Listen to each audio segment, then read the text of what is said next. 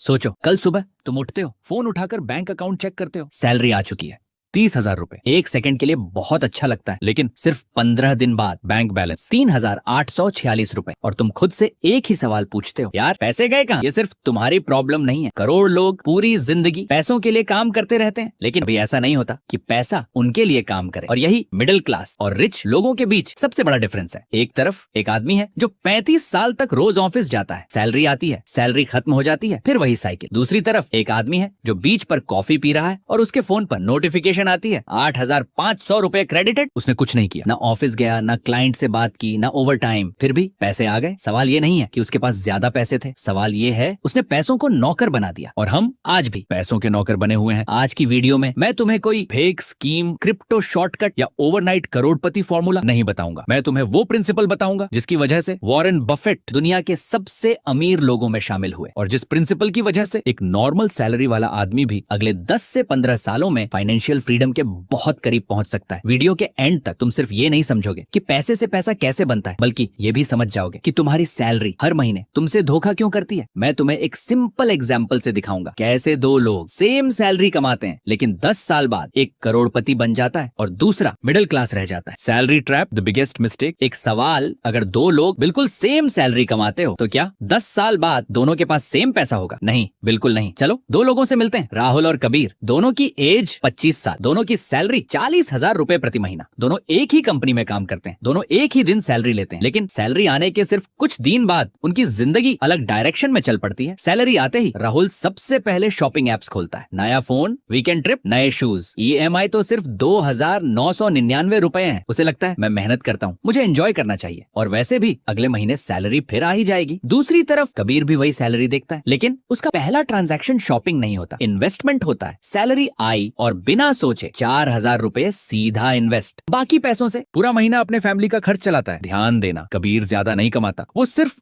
एक अलग rule follow करता है, पहले खुद को पे करो। यही रूल वॉरेन बफेट और दुनिया के लगभग हर सक्सेसफुल इन्वेस्टर फॉलो करते हैं, क्योंकि अगर तुम जो पैसा बच जाए उसे इन्वेस्ट करोगे तो शायद कभी इन्वेस्ट ही नहीं कर पाओगे, लेकिन अगर पहले इन्वेस्ट कर दिया तो दिमाग बाकी पैसों में जीना सीख लेता है, और यहीं से गेम बदलना शुरू होता है। 1 साल बाद राहुल के पास यादें हैं, फोटोज हैं और नए गैजेट्स हैं। कबीर के पास एक छोटा पोर्टफोलियो है जो अभी बहुत एक्साइटिंग नहीं लगता, लेकिन उस पोर्टफोलियो के अंदर एक चीज पैदा हो चुकी है, एक छोटी सी मशीन जो उसके लिए पैसा बनाना शुरू कर चुकी है। और दुनिया का सबसे बड़ा सीक्रेट ये है, पहला 1 लाख रुपए कमाना मुश्किल नहीं होता, पहला 1 लाख रुपए इन्वेस्ट करके उसे संभालना मुश्किल होता है, क्योंकि उसके बाद पैसा अकेले काम करना शुरू कर देता है। कैसे एक 100 रुपए 200 रुपए बनता है, और धीरे धीरे वही छोटा सा पैसा सालों की मेहनत और कंपाउंडिंग की वजह से एक बड़ी रकम में बदल जाता है। यही वो सोच है जो आम इंसान और सक्सेसफुल इन्वेस्टर के बीच सबसे बड़ा फर्क पैदा करती है, क्योंकि अमीर लोग सिर्फ ज्यादा पैसा कमाने पर ध्यान नहीं देते, वो अपने पैसों को लंबे समय तक बढ़ने का मौका देते हैं। और यही वो सीक्रेट है जिसे वॉरेन बफेट ने अपनी पूरी जिंदगी फॉलो किया। अपने दिमाग से करोड़पति ये वर्ड हटा दो, बस एक छोटा सा सवाल सोचो, अगर तुम्हारे पास एक ऐसा एम्प्लॉई हो जो 24 घंटे काम करे, कभी सैलरी ना मांगे, कभी छुट्टी ना ले, और हर साल अपने जैसे नए एम्प्लॉइज भी बना दे, तो क्या तुम उसे कभी जॉब से निकालोगे? बिल्कुल नहीं। और सच बताऊं, ऐसा एम्प्लॉई दुनिया में एग्जिस्ट करता है, उसका नाम है कंपाउंडिंग। कंपाउंडिंग का मतलब सिर्फ इंटरेस्ट मिलना नहीं है, कंपाउंडिंग का मतलब है इंटरेस्ट के ऊपर भी इंटरेस्ट मिलना। एग्जाम्पल, मान लो तुमने 10,000 रुपये इन्वेस्ट किए और 1 साल बाद वो बन गए 11,200 रुपए। अब गलती यहां होती है, लोग सोचते हैं अगले साल भी सिर्फ 10,000 रुपए पर रिटर्न मिलेगा। नहीं, अगले साल रिटर्न 11,200 रुपए पर मिलेगा, फिर उसके बाद और बड़े अमाउंट, और हर साल ये स्नोबॉल और बड़ा होता चला जाता है। सोचो, पहाड़ी से एक छोटा सा बर्फ का गोला नीचे लुढ़कना शुरू करता है। शुरू में वो बहुत छोटा होता है, लेकिन जितना नीचे जाता है उतनी और बर्फ चिपकती जाती है, और कुछ देर बाद वही छोटा गोला एक जायंट स्नोबॉल बन जाता है। कंपाउंडिंग भी बिल्कुल ऐसी ही होती है। शुरुआत के 2 से 3 साल तुम्हें लगेगा यार कुछ हो ही नहीं रहा, पोर्टफोलियो धीरे बढ़ेगा, कभी मार्केट गिर जाएगा, कभी प्रॉफिट कम लगेगा, और इसी स्टेज पर 90% लोग इन्वेस्ट करना छोड़ देते हैं। लेकिन जो लोग रुकते नहीं, उनके लिए एक दिन सिचुएशन बदल जाती है। पहले तुम पैसे इन्वेस्ट करते, फिर तुम्हारा पैसा तुम्हारे लिए इन्वेस्ट करना शुरू कर देता है, और वही दिन गेम चेंज कर देता है। इसीलिए एल्बर्ट आइंस्टाइन के नाम से एक मशहूर कोट जोड़ा जाता है, compound interest is the 8th wonder of the world. चाहे कोट उन्होंने वास्तव में कहा हो या ना कहा हो, लेकिन प्रिंसिपल 100% सच है। और इसी वजह से वॉरेन बफेट की नेटवर्थ का सबसे बड़ा हिस्सा उनकी इंटेलिजेंस से नहीं, टाइम प्लस कंपाउंडिंग से बना। उन्होंने दुनिया की सबसे बड़ी कंपनी नहीं बनाई, उन्होंने सबसे लंबा इंतजार किया। और अब सबसे इंपॉर्टेंट सवाल, अगर कंपाउंडिंग इतनी पावरफुल है तो आखिर कितना इन्वेस्ट करना चाहिए? 500 रुपए, 5,000 रुपए या 50,000 रुपए? और एक नॉर्मल सैलरी वाला आदमी कौन सा सिंपल फॉर्मूला फॉलो करे जिससे वो धीरे धीरे पैसे का नौकर नहीं, पैसे का मालिक बन सके? रिच लोग क्या अलग करते हैं?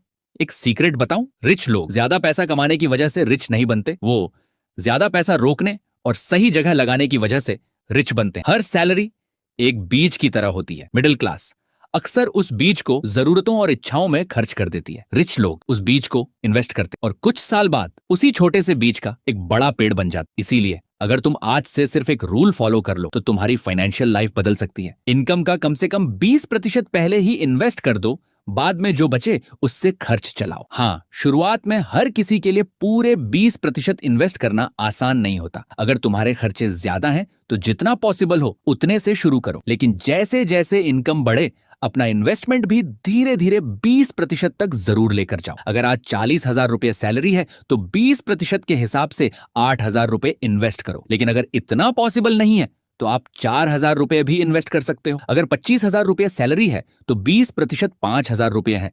मैं मानता हूं 20,000 रुपये में घर चलाना मुश्किल होगा, इसीलिए आप 2,000 रुपये या 2,500 रुपये से भी शुरुआत कर सकते हो। अगर इतना भी पॉसिबल नहीं है तो 1,000 रुपये से शुरुआत करो। अमाउंट इंपॉर्टेंट नहीं है, हैबिट इंपॉर्टेंट है, क्योंकि 1,000 रुपये की हैबिट एक दिन 10,000 रुपये और उससे भी बड़ी रकम बनाने की शुरुआत कर सकती है। लेकिन 0 रुपये की हैबिट कभी नहीं बदलती। और एक और बात, कभी भी सिर्फ एक इनकम पर डिपेंड मत रहना। अगर तुम सिर्फ सैलरी से जी रहे हो तो तुम्हारा बॉस तुम्हारी फाइनेंशियल लाइफ को कंट्रोल करता है। लेकिन जिस दिन तुम्हारे इन्वेस्टमेंट्स, डिविडेंड, इंटरेस्ट या किसी एसेट से पैसे आने शुरू हो गए, उस दिन तुम्हारी फ्रीडम की शुरुआत हो जाती है। याद रखना, फाइनेंशियल फ्रीडम का मतलब सिर्फ करोड़पति बनना नहीं होता। फाइनेंशियल फ्रीडम का मतलब है एक दिन सुबह उठकर तुम्हारे पास ये चॉइस होना कि आज काम करना है या नहीं। और तब पहली बार तुम समझोगे कि असली अमीर वो नहीं जिसके पास सबसे ज्यादा पैसा है, असली अमीर वो है जिसके लिए उसका पैसा काम करता है। और शायद आज की वीडियो की सबसे इंपॉर्टेंट लाइन यही है, अगर तुम पैसे को आज नौकर नहीं बनाओगे तो जिंदगी भर पैसे के नौकर बनकर रह जाओगे। तो दोस्तों, वीडियो पसंद आए तो वीडियो को लाइक और चैनल को सब्सक्राइब जरूर करना। थैंक्स।